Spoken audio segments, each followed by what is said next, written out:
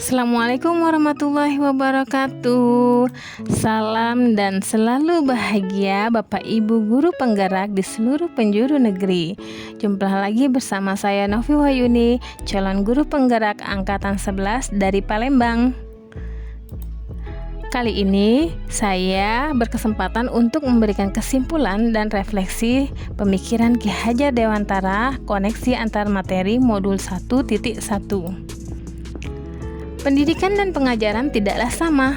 Pengajaran adalah bagian dari pendidikan.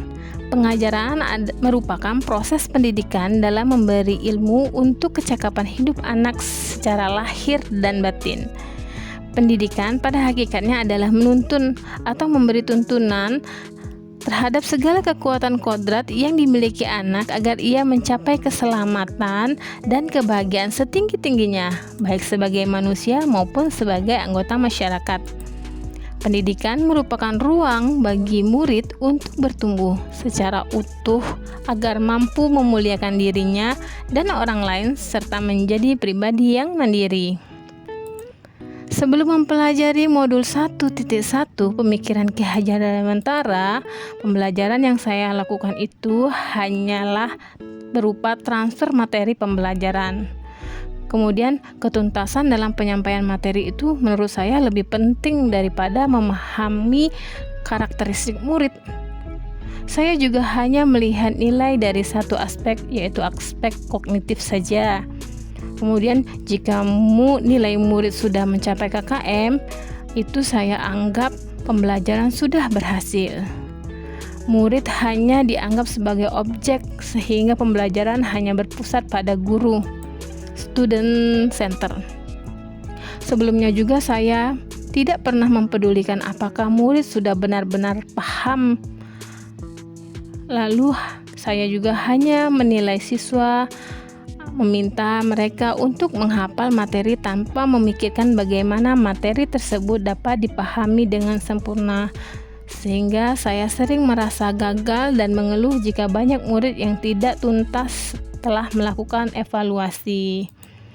Namun, setelah mempelajari modul 1.1 tentang pemikiran Ki Hajar Dewantara, saya menyadari bahwa apa yang saya pikir dan saya lakukan selama ini tidak tepat. Seharusnya saya melakukan proses pembelajaran secara menyeluruh, baik kognitif, afektif, psikologinya. Kemudian juga murid itu bukan hanya sekadar objek pembelajaran, melainkan menjadi subjek pembelajaran, sehingga pembelajaran yang dilakukan adalah student center. Kemudian guru juga harusnya sebagai fasilitator pembelajaran. Guru juga harus ikhlas, penuh kesabaran dan sepenuh hati dalam mendidik. Kemudian juga saya harus dapat mempelajari karakteristik murid. Saya juga harus memberikan kesempatan untuk tumbuh sesuai kodratnya.